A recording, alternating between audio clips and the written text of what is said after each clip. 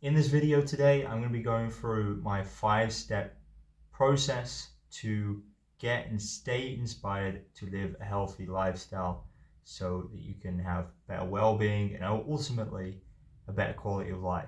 Okay, so when it comes to inspiration, motivation, it is really important because there's going to be times when you are knocked back and you have to get yourself back in the ring. And it's also really important that it is fully in your best of focus and interest to live a healthy lifestyle. If you want to get lasting results, this needs to be the case. So what I'm going to do is walk through my 5 steps. But first of all, I'd like to talk a little bit about how I came across and created this. So this was all from my own experience and then my later study knowledge that I gained. But basically, in my teen years, I was consumed in drugs and alcohol. All my life before then, I didn't really live a healthy lifestyle. Maybe I did a bit of parkour here and there, but I just in youth just playing on technology, or I didn't really eat well either. I didn't really eat quality nutrition. I didn't really understand nutrition, and I also didn't, in my teens. I ended up on drugs and all sorts of stuff. Also experienced psychosis, a range of different things. I was abusing drugs and alcohol. But I had some experiences along the way that really sparked me and inspired me. And some of them were like, I had some on psychedelics, I had some spiritual kind of experiences that made me sort of go in a different direction. And then I also had some like painful experiences, like I said, with psychosis, things like that. Waking up in hospital strapped to a machine after taking too much ketamine. And I remember my mom said to me that I said, when she asked me, I can't remember this, but she said when she asked me why I did it, I said that I just wanted to feel good. So I think that this is the case for so many people, on one level or another, whether it's magnified or not. We want to feel good. And because we want to feel good, we actually sabotage our well-being. We eliminate the possibility of well-being because we're going for pleasure. We want to get out of pain and into pleasure. But what you really need is well-being, and well-being is the cure for all of that. So what I'm going to walk through is the steps. Now, how I came across these steps, after going through that and then making a transformation myself, I started eating healthy, I started exercising, I started practicing meditation, I started doing a range of things. But how I put together this process is I actually started to begin to study. So I started learning like on psychology and nutrition, and I wanted to understand why other people struggle to make the change and how I managed to make that shift. And then by doing this actually really helped me to then navigate my life and not go back into my old track, because I learned to understand my psychology and take control of it. And I learned to help others, becoming a coach and stuff like that. But I learned the process of getting and staying inspired, because that's ultimately what you need to do. If I didn't have the information I have today, there'll be many moments where I've just gone back into my old track, right? So it's not as simple as, just do the right things, because sometimes you need to understand how to work your mind, right? So how do we get and stay inspired? So I'll start by going through the first step. So the first step is to practice positive input. Now this is so important. I came across the word positive input first when I listened to an audiobook by someone called Les Brown. If you've heard of Les Brown, he's a motivational speaker, but he spoke about the importance of daily positive input, and he said that there is more negativity in your mind naturally, and that's just out of survival. So we have a negative environment. So what we need to do is we need positive input to feed that mind. So it's important that we're conscious of what we are feeding the mind. He suggested that you need 3 positives for every negative. So we need to be consuming something positive every day, as well as putting ourselves into a positive place, positive state. So that could be reading, it could be video, it could be coaching, it could be, people you surround yourself with, but you need positive input daily. The one thing you can control is you can consume something, right? You can consume some knowledge. It just has to be anything that gives you either a hope for a better future, or it gives you some information that you can use in your life, or maybe it's just some motivation, but something you should be doing daily. So that's the first step, positive input daily. The second step is to reflect deeply. This is so important, right? Reflecting deeply. So you've got all this information, but now you need to dig deep inside of yourself. Now, reflecting could be, for example, journaling, right? It could be asking questions that empower you. But the things you can do to reflect deeply and gain clarity and ideas and motivation, inspiration, you can, first of all, have a journal. Having a journal is useful. You can ask powerful questions like, what can I be grateful for today? What can I learn from this? What's my next step in life? What do I need to focus on right now? Or how can I let go of this? Ask powerful questions, you'll get powerful answers. Okay? Ask yourself motivational questions. So when you have a focus that you want to do, dig deep into it. Think, why do I want to do that? Dig deep into that. Ask why. Motivate yourself like that.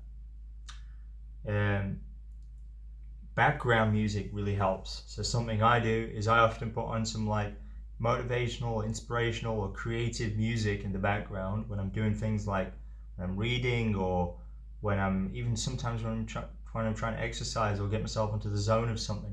Putting on some good music, even when you go for a walk, you can put on some calming instrumental music that brings more inspiration. It's a powerful thing because it will get you thinking, it will get you reflecting deeply, it'll bring you a higher mind out of you. So yeah, that's really useful there.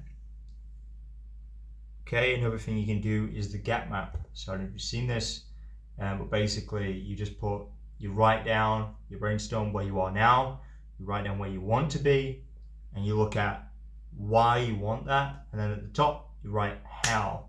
How are you going to get it? What are all the things you need to do? Right, so that brings more clarity, sparks more motivation. There's a variety of things you can do here, but it's important you dig deep and you reflect. Okay, so step number 3 is to get active. So get involved in something.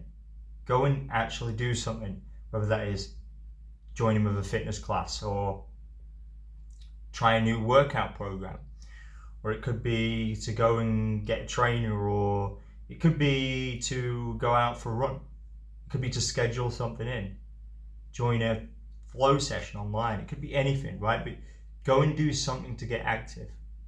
Go out into the community, go sign up for a gym, do something to get you active and ultimately get you in the right environment.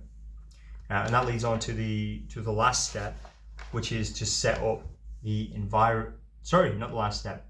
The 4th step, which is to set up the environment. So when I went on my healthy path, I realized that all my friendships were built around alcohol and drugs, or at least a lot of them. So I spent some time alone because I realized that my identity, it needed to change, right? I needed to make a change in how I was living. So I spent time alone in solitude.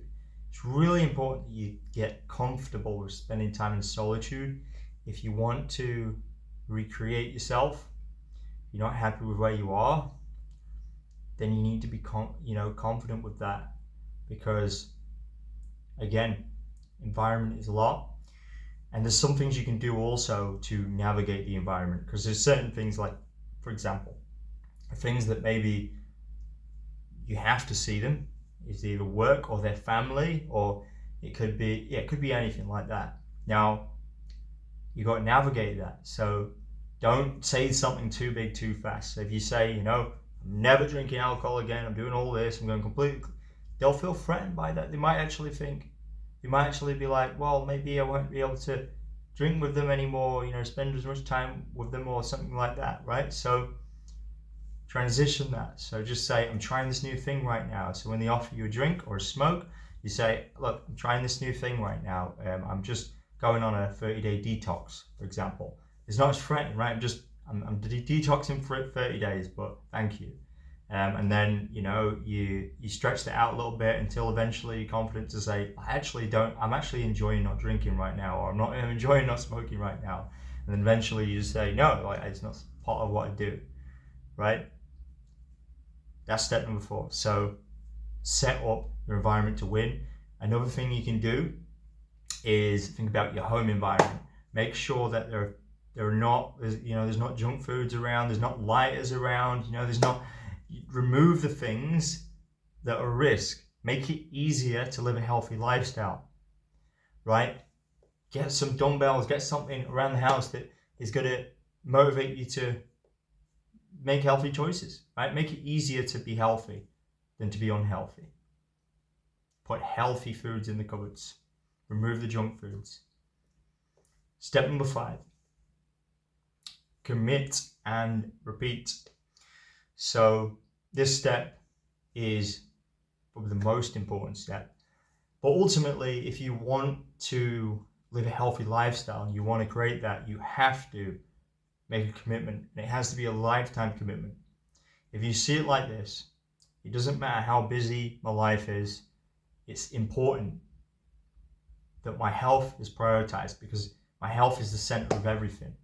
Ultimately, if you're in good health, it means you can do more for the people around you for longer. Okay, so your health is key. Your health is your experience, because if you feel well inside, that's your experience. You could have loads of money on the outside, but if you don't feel well inside, your experience is not feeling well inside with some money, right? So think about prioritizing your health. Even if that means doing less hours at work, having to leave a certain job, like, prioritize your health, make it a commitment. So it's about committing to the process. And when things fall apart, get back in the ring. That means, when I say repeat, it means go back and do this process. So when things fall apart, you're on the edge, what do? You go back to step 1. You practice positive input every day, taking something positive. Number 2, reflect deeply. Journal, ask questions, right? Dig deep. Put on some nice reflective music. Go for some walks. Number 3, you get active, right? Do something. Go and do something. Go out to an event, a workshop. Go to a fitness class, or join a focus session online or something. You know what I mean?